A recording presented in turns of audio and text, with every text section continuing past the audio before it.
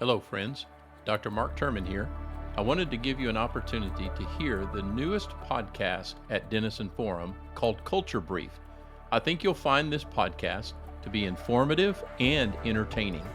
Join Connor Jones and Micah Tomasella as they unpack the week's biggest cultural stories, exploring the latest trends and topics through a Christian lens. I believe they will be helpful in guiding you through politics, sports, technology, and other culture-dominating topics. If you enjoyed this episode, you can find Culture Brief wherever you are listening to this podcast. It is also linked in the show notes. New episodes are released every Thursday morning. Make sure to follow the show so you never miss an episode. Now, here is the latest from Culture Brief. Hi, I'm Connor Jones. Hi, I'm Micah Tomasella. And this is Culture Brief, a Denison Forum podcast where we navigate the constant stream of top stories in news, politics, sports, pop culture, and technology, all from a Christian perspective. Hey, Micah, you want to give us a rundown of what we'll be talking about today? Yes, Connor, thank you for the opportunity. I'm very grateful for it. Let me give you a rundown of what we're going to be hitting on the show today. We'll be going over the Oval Office exchange between Zelensky and Trump and J.D. Vance and all the fallout from that. We're going to talk about U.S. tariffs on Canada, Mexico, and China, and the retaliatory tariffs that are coming back this way. We'll talk about the Oscars and the Gene Hackman death and all of that from a fun and a Christian perspective. So let's jump into the brief. All right. So before we hit our top stories, I do want to talk about this joint session of Congress last night. So this was the longest, whatever you would call it. It was the longest of its kind. It was the longest speech, the longest address to Congress from a sitting U.S. president. It was an hour and 45 minutes. Connor, I know and I both tuned into this. Yes. No, go ahead. We did. I ended up watching the whole thing, which was a long speech. I watched the back half. Yeah. This was like basically the State of the Union, right? But like not technically because it was basically Trump the State of the been Union. President for a year. Yes. So he's not a sitting president long enough to give an official State of the Union, but basically Congress got together. There were some Democrats that chose not to be there, and there were some Democrats that wanted their presence to be made known. So some of the Democrats did protest. Rep. Al Green of Texas specifically was escorted out after repeatedly shouting at Trump just a few minutes into the speech. So this was kind of planned. Many Democrat women wore bright pink in a display of defiance. Some Democrats held up protest signs during the address. Others refused to attend. Many walked out. By the time the address was over, their side of the aisle was at most half full, right? So Mr. Trump said that the mastermind of the 2021 bombing during the U.S. withdrawal from Afghanistan had been detained. So that was kind of a major update that he gave. Other than that, it was just a rousing speech. And so I'm just giving a quick update on that before we jump into the official stories. The fallout from that, what comes from that, we'll hit on more next week. But Connor, do you want to give us the first story?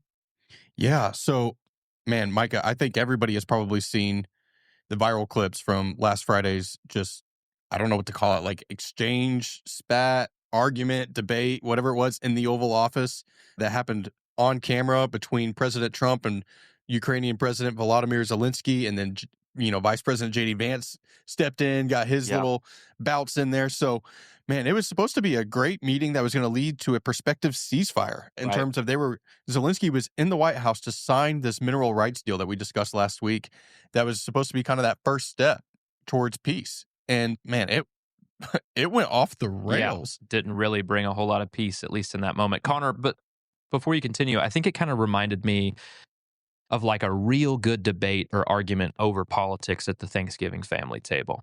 You know what I mean? You're chowing down on some turkey, you're chowing down on some stuffing, and things are getting real. You know what I mean? And that's just what it kind of reminded me of, especially there at the end. Yeah, it definitely. I would say that this one had a lot more weight to it. Higher stakes, than just hurt feelings, right? Higher this stakes. This is not just hurt feelings. I mean, this is super high stakes, and it's so. Let's kind of hit on what happened. So like I said, Zelensky was in the office to try to push peace, try to sign this deal, but they had about a 40 to 50-ish minute meeting going on, and in that last 10 minutes is when it got really testy.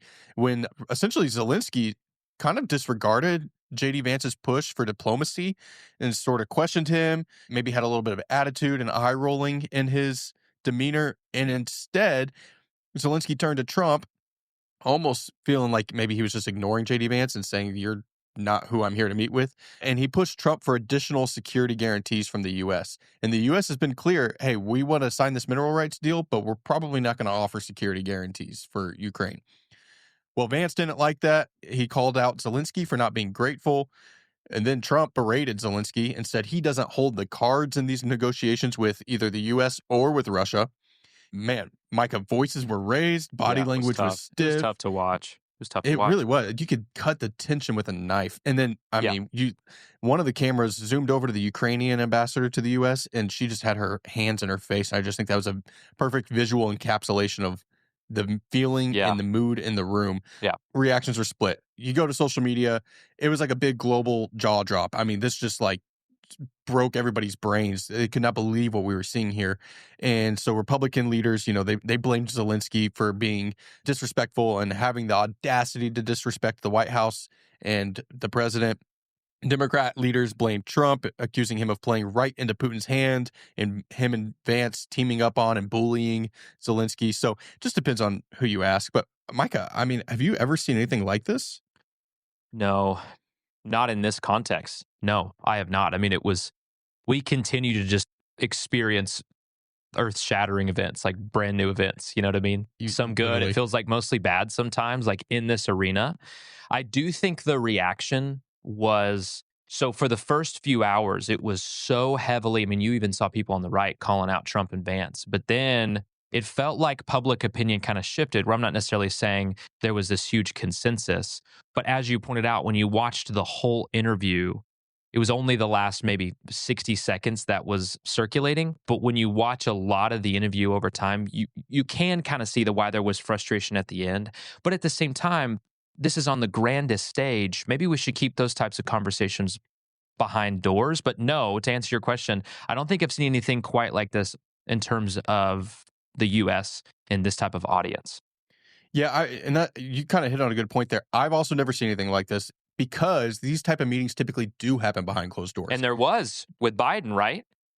Biden used to have conversations behind closed doors, and Biden did at one point, actually, because a lot of people were saying, well, clearly Zelensky walked into this room thinking he still had the same leverage that he used to have over the Biden administration, thinking he was all powerful, all that, and completely misread the room with Trump and Vance. But yeah, to your point, Biden actually did get onto Zelensky once. I had it down here that NBC in 2022, June, said Biden had barely finished telling Zelensky he'd just greenlighted another $1 billion deal in U.S. military assistance for Ukraine when Zelensky started listing all the additional help he needed and he wasn't getting. Biden apparently lost his temper and said Zelensky could show a little more gratitude. Now, that was on the phone. That was in the Oval Office. That was not in front of cameras. So, but we know that Trump is a TV guy. He likes to make spectacles. He's the showman, man. I don't think Trump and Vance expected it to go off the rails the way that it did. They really were planning on signing that deal. But I do think having all the press in there, all the cameras, it's a very crowded room, all these people, Rubio sitting there, the Ukrainian team is sitting there. I think all that just heightened the tensions, and they knew that they had a chance to just really kind of publicly display this meeting. So, and I don't necessarily want to see reports out of the Kremlin in Moscow, Russia, that they're super pumped by this display, right? That they're super excited by it. I know that we're supposed to be, the goal is to negotiate separately and then at the right time bring everybody to the table to get this done. So you sign separate agreements and then you bring everybody together. I get that part. But what was weird about this conversation was that the conversation didn't seem far-fetched. Like this conversation wouldn't happen. However, it was just wild that it played out on live TV. And I'm sure, I mean, 1 billion people have seen it, at least a clip from it or something like that from around the world. I mean, this was on the grandest world stage. Yeah, it was. Okay, well, so now what's the update? Yeah. What's happened since then? Because that was on Friday, so it's been almost a week. So on Monday night, Trump ordered the pause of all U.S. military aid to Ukraine. Yep. And then a White House official said this pause is going to remain in effect until Ukrainian officials demonstrate a good faith commitment to peace negotiations. Then on Wednesday morning, yesterday, the administration announced a pause in intelligence sharing. So that one's a little bit iffier to me because this isn't a monetary thing. This isn't saving weapons. We're not going to share intelligence with you that we've got on the Russians. I think that's kind of interesting. Right. All of this is trying to force Zelensky's hand And Zelensky has now said that he's ready to sign the minerals deal, but a deal to end the war is still far off. So this first step might happen, but we still got a long ways to an end of the war. Yep. The European nations did rally behind Ukraine and Zelensky. They offered their support and are seeking a European coalition to try to strike a peace agreement. So Denison Forum co-founder and cultural theologian Dr. Jim Denison wrote an in-depth and great article on Tuesday morning. And he kind of laid out the situation and how it's both complex and simple. So I wanted to kind of highlight some of the things he said. So let's, Micah, start with the complex part of this. That would be that the U.S. political climate is divisive, right? With many people considering that anything Trump does to be either entirely right or entirely wrong. Right. So many partisans are convinced the other side is not just wrong, but potentially evil. Yeah. And so you don't compromise with evil. That makes us very complex. And so every political story kind of just descends into name calling and point scoring for our side versus their side. Zelensky also wants security guarantees from Europe and the U.S. to keep Russia from invading again. In his view, and in the Ukrainians' view, and you can't blame them for this, they're fighting Putin on behalf of the West. They're fighting essentially our war. They're the ones doing the becking for us. Then European and U.S. leaders know that if they grant all these guarantees, Russia would invade Ukraine potentially again, and World War III would start. Right. So knowing that everybody's got nuclear weapons here, this could end up in a much worse situation. So there's just a lot at stake there. And then Trump sees this as a European conflict and therefore believes European nations should do more to support Ukraine and that the U.S. should be less involved. We should back out. And Putin sees any Western influence in Ukraine as an encroachment on Russian sovereignty, paving the way for another invasion of his motherland. And so Trump and Zelensky both argued for what, ultimately they believe is best in the best interest of their own nation. So that's the thing here. There's so many complex, just little pieces. But what are the simple pieces? Here's what we can understand simply. Ukraine and Russia want the same territory. They both consider it part of their historic homeland and vital to their sovereignty and security. If one wins, then the other must lose. The only way to resolve a zero-sum dilemma without conflict is to change the terms of the engagement from win-lose to win-win. But Micah, as we look at this conflict, I think we just have to look at Jesus' second great commandment, where he says, love your neighbor as yourself. He did not tell us to love our neighbor only when we agree with them. Yeah. This is how we are to love our neighbor, whether a person or a nation. And such a selfless love, I think, is impossible for fallen humans, which is why, zero-sum conflicts continue in our families, in our communities, in the world at large. But while we can't fulfill God's word in our strength, the good news is that I don't think we have to. Mm-hmm. The love Jesus commands is a fruit of the Spirit and a result of the Spirit's work in our own hearts and in our own lives. Yep. It's not something we can do on our own. It makes me think that if both sides, Russia and Ukraine, would submit themselves to Christ as Lord and surrender to his Spirit, God could empower them to forgive each other. Yeah. And seek each other's best and live together in harmony. Now, that sounds like a far-off thing, but, we've seen it in the Bible. God changed the heart of Saul, turned him to Paul. No doubt. Who became a great Christian. He was a persecutor of Christians, and then he became the greatest disciple of Christ and started the movement of the gospel. So there's just a lot to take in there, and I think God can do anything. But what do you think, Micah? Well, the word love is thrown around a lot, but the concept of love, biblical love, we see that specifically embodied through the life, death, burial, and resurrection of Jesus Christ.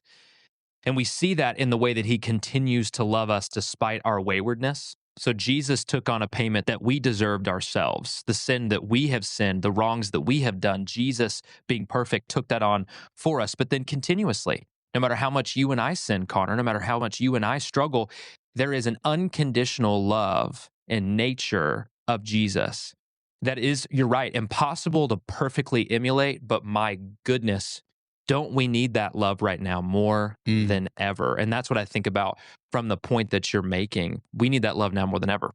Yeah, we do.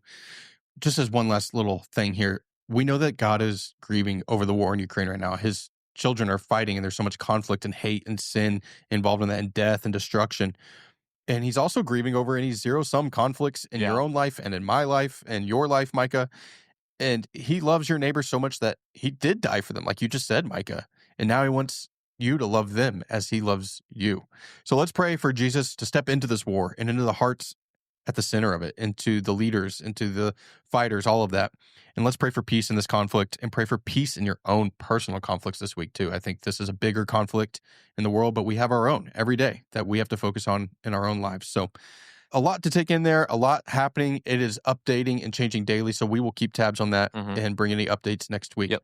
But Micah, why don't you talk to us about the fun topic of tariffs again, right? Okay, I'm not going to just do like an overall tariff segment again in general. I'm going to get really specific with this one. But Connor, thank you for the application. I think it's really easy to just look at a story and say that's far away or let it just grieve you. But I do believe God is trying to teach us something through this. And while there's a conflict happening abroad, there's also conflict in our own heart and in our own lives and in our personal spheres. Maybe we can find ways to extend that grace and love that Jesus extends us every day to the people around us. All right, so the second thing I want to talk about, our second story, is the United States tariffs on Canada, Mexico, and China, and then talk about the reciprocal tariffs that are coming back. So as of March 4th, the United States implemented significant tariffs on imports from Canada, Mexico, and China, leading to a series of retaliatory measures and notable economic impact. So let's go over that real quick. So let's talk about the U.S. tariffs, Connor. So first, Canada and Mexico. On February 1st, 2025, President Donald Trump signed executive orders imposing a 25% tariff on all goods imported from Canada and Mexico effective March 4th. These tariffs were justified by the administration as measures to combat drug trafficking and protecting domestic jobs. So that's their reason for it, specifically stopping the spread of fentanyl across the borders, cartels, drugs, things like that. And then with China, the U.S. increased the tariffs on Chinese goods from 10% to 20%. So it wasn't 0 to 10. So a lot of people talk about this as a 10% tariff. This is 10% to 20% tariff on all imports from China, aiming to pressure China to address related issues of drug production and distribution. So a lot of this has to do with the spread of drugs and people dying in our country. Now, there have been some retaliatory measures that I want to talk about from these various countries. Canada. In response, Canada announced a retaliatory tariff on U.S. imports worth approximately $30 billion. Prime Minister Trudeau criticized the U.S. tariffs, and he literally said, and it was kind of funny, he said that's a very dumb thing to do. And when I heard that quote, I was like, that's kind of something that Trump would say, because sometimes he's like, that's very dumb, that's very stupid. But Trudeau was like, that's a very dumb thing to do. Mexico.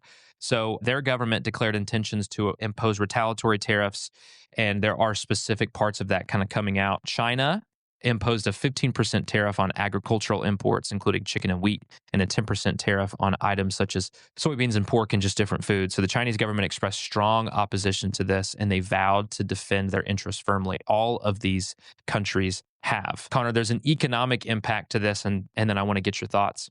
The implementation of these tariffs have led to a lot of market volatility. So major global markets, including those in Asia and Europe, not just here in the U.S., have experienced declines. In the U.S., the Dow Jones fell by 0.5%, and the S&P dipped by 0.1%, erasing most market gains since Trump was elected. Now, again, that's not lost money unless you pull the money out. That's just value. But still, that's a lot of volatility just from the announcements of these tariffs actually going in.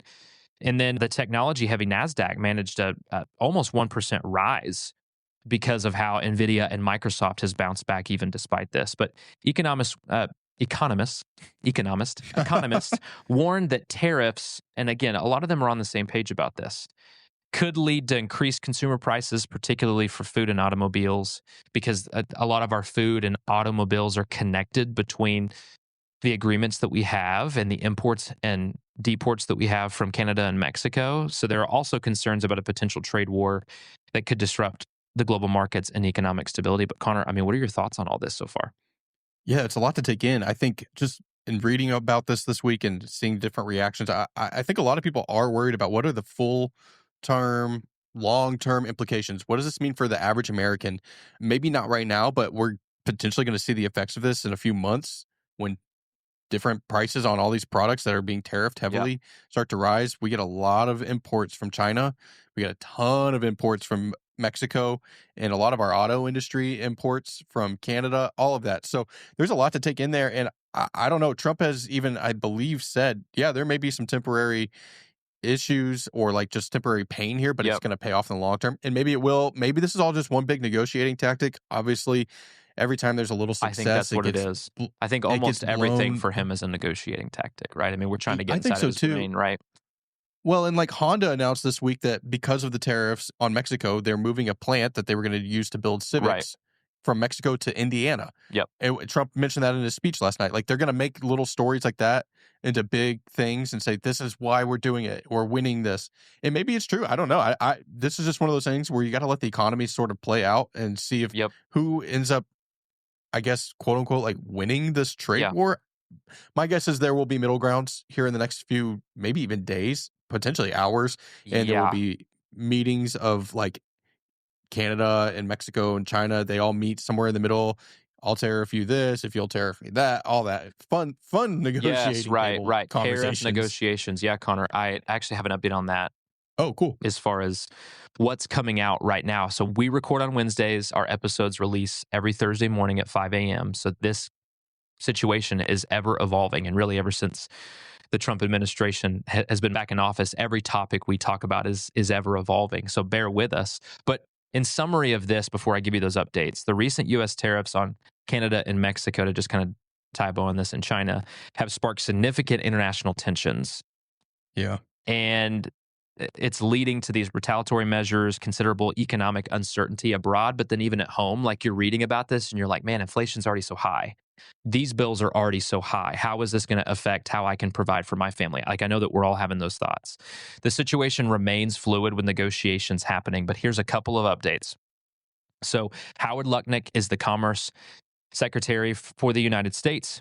And he said to Fox Business and Bloomberg these two things. I'm going to give you these direct quotes. So Lutnick told host Larry Kudlow that Trump will likely look to meet America's neighbors in the middle with a focus on the United States, Mexico, and Canada Agreement, the USMCA, which was created to create fairer trade between the nations. And then he told Bloomberg just recently that Trump will make a new tariff announcement this afternoon, as in we're recording on Wednesday. Our episode releases on Thursday, and that he may cut the tariff in some sectors like autos while keeping the rate at 25% for other things. So I know for a fact right now those negotiations are ever evolving. So those are the latest updates. But let me kind of give you the spiritual application of this, of what's striking me. So in short, some of the principles that we find in Scripture are these. We find justice, we find fairness, peace, and we find wisdom that provide us with guidance on how to handle issues like trade, tariffs, and the broader effects. So there are concepts, there are things that Scripture teaches us, tenets, core tenets that do help us deal with this. So by keeping the welfare of others in mind, by seeking reconciliation and trusting God's wisdom, we can approach these complex issues with integrity, with faith, and I would say even confidence. Even in uncertainty, we can approach all uncertainty with certainty. And I'll tell you why. We are able to trust the sovereignty and the providence of God in all uncertain situations and difficulties. So let me just encourage you, as I've been trying to encourage myself with some of these things swirling around and all the uncertainty of today, take a deep breath, fellow follower of Christ. Take a deep breath, fellow believer. God is not shocked by this. He's not dismayed by this. He's not surprised by this. And let me give you this verse from Job 12:10. In his hand is the life of every living thing and the breath of all mankind. God is not only in control, he's working it all for our good and for his glory. And we can take confidence in that, no matter how good or bad the news seems. Yeah, amen to that. I think that can apply to well beyond tariffs, all the way down to the smallest things in our own daily life. So thanks, Micah, for that. And we'll see what comes out the next few days here. And Let's see. By next week, the tariff war is over or it's escalated. Who knows? Anyways, Micah, I want to hit on some Hollywood stuff real fast because we did have the Oscars this past week, but also America lost a legend and Gene Hackman, which if you're younger, maybe you don't know who this is, or look him maybe up. You do. You've seen some of his. Incredible. I mean, he was in a ton of movies.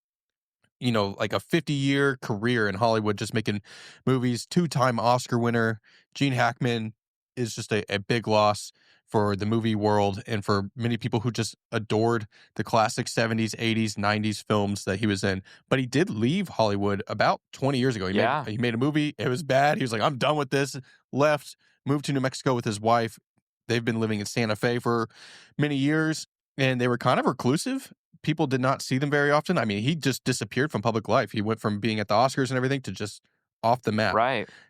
Sadly, he did pass away, which is not shocking. He was age 95, so, not surprising. But what is surprising is the manner of death, and I'm sure many of you have seen this on the news.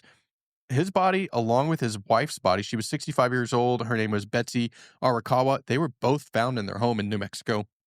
One of their dogs was also found dead, and it's believed that they might have been dead for up to 9 days before somebody discovered them. So the just weirdness of this is causing police to investigate. Yeah. They did test for carbon monoxide because that was kind of, I think everybody's first suspicion was, it's probably carbon monoxide. They tested negative for that. So there's no immediate signs of foul play, but they are investigating. There were some drugs found spilled out on the counter. It's just weird. A door was open. So we'll see what comes out of that. But either way, sad to lose both of them. And we'll keep up with that. Morgan Freeman at the Oscars on Sunday came out on stage to pay tribute to Hackman, and he said, "Our community lost a giant, and I lost a dear friend." Him and Gene were great friends, and Gene was friends with a lot of, the older crowd in Hollywood. So just a big loss. Anyways, speaking of the Oscars, Micah, did you watch any of it?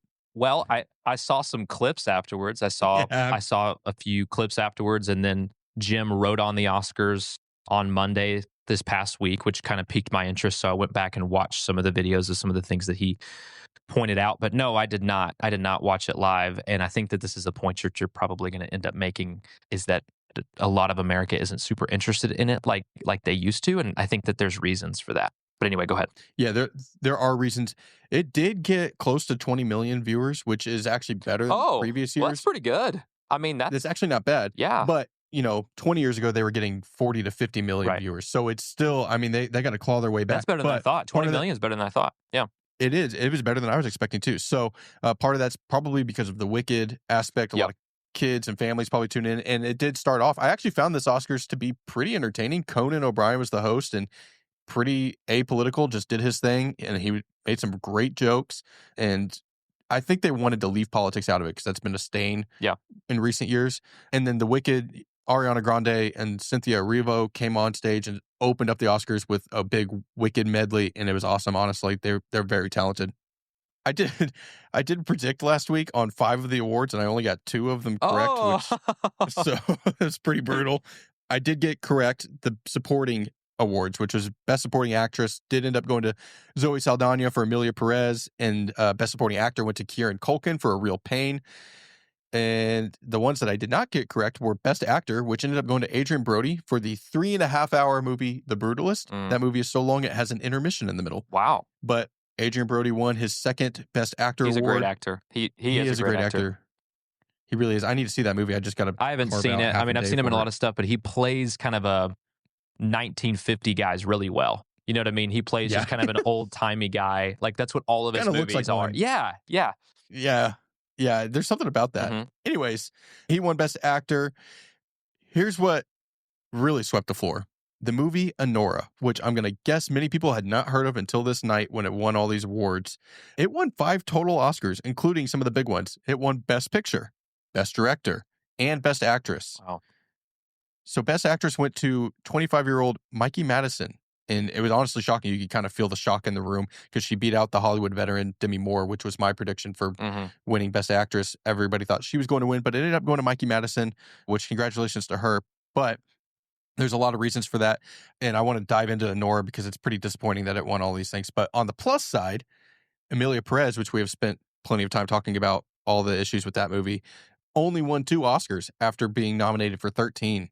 So I think that's pretty good. It ended up being the butt of quite a few jokes that night because they had such a tumultuous Oscars season, all because of Carla Sofia Gascon, the transgender all the things we've talked about, posts and everything. So, and I'm glad that Carla Sofia Gascon did not win because that would have been a man winning the Best Actress award, and I just don't think that would have been a good or fair thing. Anyways, here's the deal. the reason I say Nora is disappointing as a winner of all these awards is because I think it could be an indicator of what some of our culture values. The film, for anybody who doesn't know, is the story of a sex worker who marries a former client and gets mixed up with some Russian oligarchs. The movie is filled with gratuitous nudity, strip club sequences, and has over 500 expletives. It's just one of those films that truly, I don't think has any actual redeeming quality. It is celebrating essentially a lot of sinful things. And it's a celebration a of lot sex of movies, work, right? I mean, because yeah, Mikey Madison, even Yep. when she was giving her speech, gave a shout out to the sex worker community and said, "I stand with you," because she plays essentially somebody in that community. I'm a little appalled that this is the movie that the Academy gave the win to. The movie only got $15 million in the box office. It is the lowest grossing film to ever win Best Picture. Right, and that's the surprising thing about it, right? Is I don't expect the Academy to have biblical values. It'd be great if they Me did, either. right? So them awarding it to this type of movie doesn't surprise me one bit. However, no one saw it, so Right. that's what's surprising to me and to a lot of people. Yeah, and so I like to quote Dr. Denison had in his article this week. He said, "Great cinema is apparently in the eye of the beholder, and many of the beholders are not many of us." Yep, Which is so true. Yeah. Like a lot of us had not seen it. I have not seen this film. I am not going to see this film because of all the things I just stated. Like there's just truly no reason to, I think, apply a Christian heart to this film and divulge in that, which is kind of sad. I usually like to watch all these Best Picture movies. And no, I don't expect the Academy to be on the same level as us, but it is surprising because this one is a whole nother level of just like, I mean, debauchery, essentially. And I just was surprised.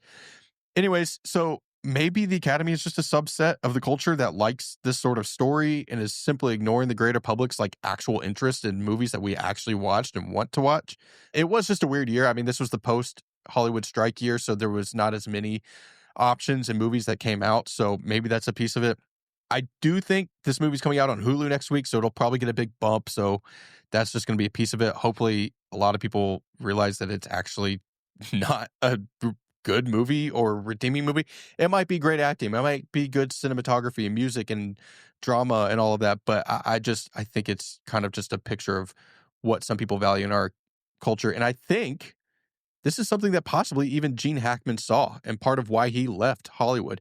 He was seeing this downward trend. It was not the Hollywood that he knew and grew up in and worked in for so many years. Right. And I don't know that for sure, but I think it's kind of interesting that you see the stalwart of Hollywood from past and then compare that to what we're seeing in the Oscars this weekend. What I can say, and we've kind of already hit on this, is God is just grieved by sin. And so it certainly hits when it's on such a big platform as the Oscars, celebrating a movie that is just literally talking and glorifying sinful lifestyles. The sexual immorality and self-reliant like egotism of these films just lambasts faith, and it grieves God. But this is also an opportunity for Christians to shine a light in a dark place. Dietrich Bonhoeffer even said, "Being a Christian is less about cautiously avoiding sin than about courageously and actively doing God's will. When we follow Christ fully, others cannot be the same. Your life as a Christian should make non-believers question their disbelief in God." I think that's so true. And so any way that we can do that, whether it's if Christian filmmakers, like there's certain movies that are coming out that are glorifying God. There's even a movie on Dietrich Bonhoeffer this past year that are so great. And if we can glorify God through those, or whatever your workplace is, or your just influence in life is, in your family, all of that, anything we can do should make non-believers question why they don't have a belief in God. So avoid anything that can cause you to stumble, like the film Nora or any of these other films, and instead heed the call to live differently for Christ. That's the takeaway I get just from all of this. Amen. But amen, Connor Jones. Yeah. Thank you for always walking us through what's going on in Hollywood and taking the lead on that. There is so much to pull from these types of stories. All right, well, let's jump into the mailbag. So we want to continue to hear from you all. Okay, please keep sending us questions, topic ideas, whatever you want to know. We're an open book, I guess to a certain extent. We're an open book. So send us all of your thoughts, your questions, topic ideas to culturebrief@denisonforum.org. culturebrief@denisonforum.org. So we received an email from someone calling themselves the Accountant this past week who said, "We heard the hottest take from Connor. Discrediting Star Wars has left a huge imbalance in your show and the Force, is what he says. Okay, I think he's a Star Wars fan, Connor. Must Micah, be, yeah. Micah, balance this out for me. What is your hottest hot take? Before I give you my hottest hot take, Connor, how has your last week been after you shocked the world by telling everyone you hated Star Wars? Okay, so I've gotten a few people who are like, hey, they're kind of like under the table secretly. They're like, hey, I kind of agree Whisper with in your you ear. that Star. Yeah. They're like, Star Wars is overrated, Right. And I'm like, thank you for the support. Can you say that publicly to support me? But I would say the majority of people have been like, dude, what are you talking about? Like, you're talking about Star Wars. Yeah, even in my own family, people were just, and I called this last week. They were shocked. My dad is a super Star Wars fan, and when he heard my hot take, he texted me and said, "You're removed from the will." So, I would say the week's been fine. Wow. I don't think he was serious, man. Dad, if you're listening to this, I hope you're not serious. But if anything, I think it's just been a fun conversation with people. So, and shout out to the accountant. I'm sorry if I made you mad. Also, why are you calling yourself the accountant? I'd like to hear. This sounds like the Ben Affleck movie. Yeah, which man, there's a second one coming out soon. I want to know this so guy's maybe we'll story, man. I want to know this guy's story. Yeah, is this Ben Affleck? All right. Anyways, that'd be Micah, cool.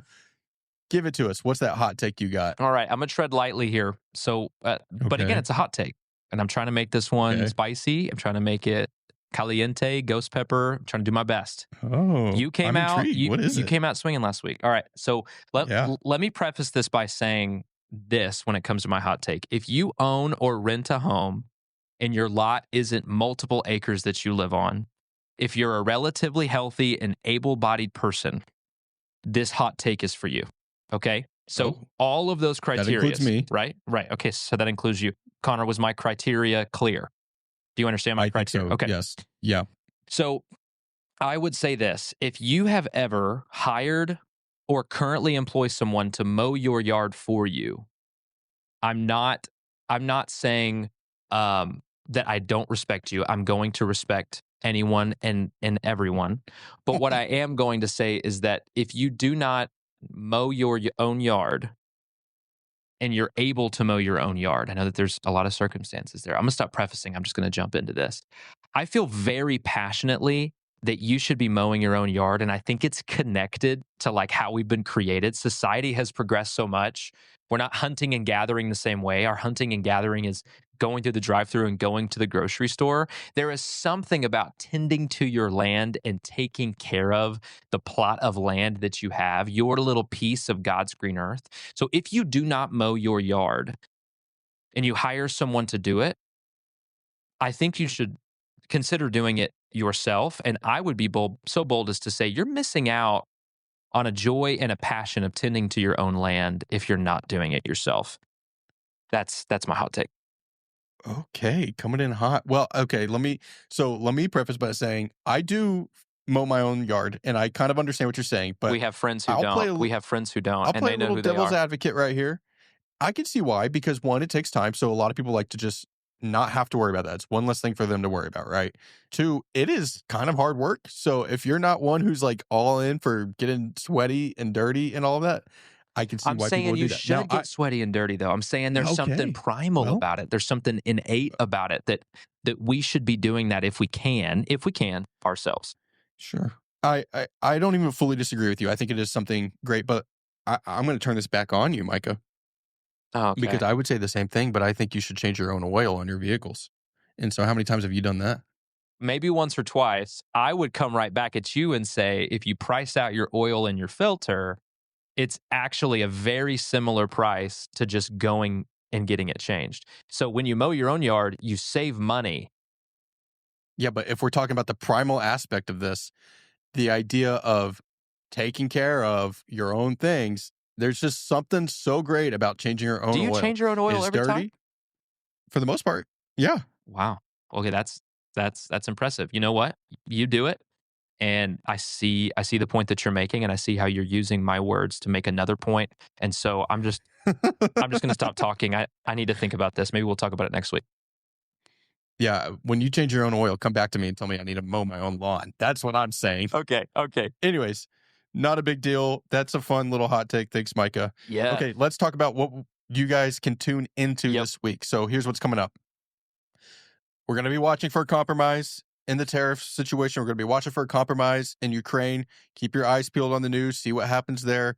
Also, as we've been saying every week, it seems like every day there is a new news story with the Trump administration and some executive orders and all. Apparently now Trump signed an executive order to say English is the official language of the U.S., which I did not know was not I didn't know it wasn't.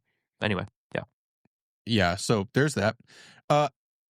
Everybody, it's Daylight Savings Weekend. Make sure to set your clocks forward on Saturday night and do not show up to church. Would you be showing up to church late or early? I don't know. This always really confuses me. There is legislation out there to get rid of daylight savings time, and I'm going to come out and say I'm all for that because this confuses me every time. But I think this is the time change where we actually lose an hour. So in the fall, we lose an hour, fall back, you gain an hour. In the spring, you lose an hour. But Connor, we lose an hour. Say it. We get that extra time of sunlight in the evening, and it is so. In my opinion, I'll lose an hour of sleep all day to basically extend that daylight during the day. I love it.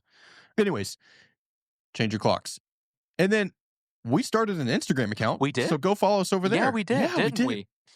So follow us at Culture Brief Podcast on Instagram, and give us a like, give us a DM. If you don't want to email us, you can DM us. You can comment on the post, whatever. So we'll put the link in the show notes, but go follow us on Instagram. Follow us on there. Follow us on there. Yes. We post updates and clips and all that jazz. Yes, we do. Okay. And then, Micah, as we kind of close out this episode, I wanted to leave a little bit of an encouragement / kind of just wisdom and advice from James Clear, who is the author of the book Atomic Habits. He's great. And I think it could just be applied to much of what we discussed on this episode and everything going on in the world, but also in our own personal life. And he said, think about self-control less as the quality of a person and more as the quality of a place. There are some places and situations that lean towards lower self-control and others that lean toward higher self-control. Self-control is about your context as much as your character. Put yourself in good positions. And I think... it's a good one. And I think, if I'm thinking about the Oval Office exchange, was self-control shown? I don't know. If I think about the Oscars, was self-control shown in some of the speeches? For instance, Adrian Brody won that award, but it's kind of been forgotten a little bit because he got up there and gave a 5-minute speech. He waved off the music and he kind of bragged about himself a little bit. He's like, I've been here before. Maybe if he'd shown some self-control, that would have come off better. So how can that be applied to each of our own personal lives this week? Just something to consider. But great point. Yeah.